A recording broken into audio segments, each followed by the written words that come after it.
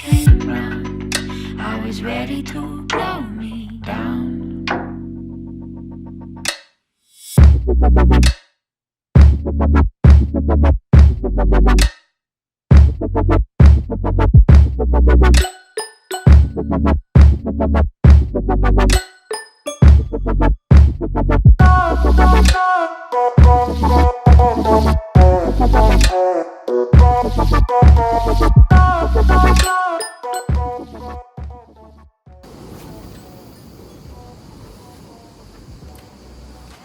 Pozdrav džizeri!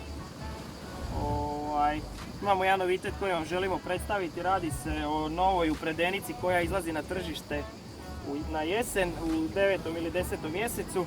Radi se o Ovner. Ivana, uvuci stomak, molim te. Radi se o Ovner Kizuna špagi ili upredenici. Specifičnosti te upredenice su što je pletena sa DMS vlaknima. To su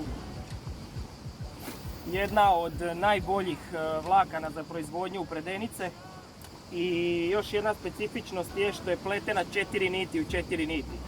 Dakle, tako je spletena kako god ju povučete, okrenete, spetljate, neće se desiti da ispadne ušica iz špage, nego će uvijek ostati kompaktna i cijela, neće se iščijati.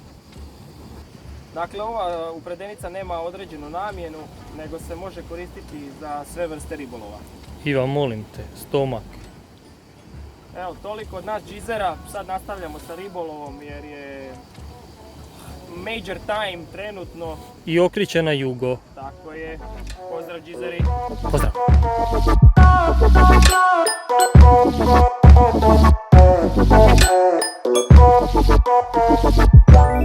Let it go, make my body go.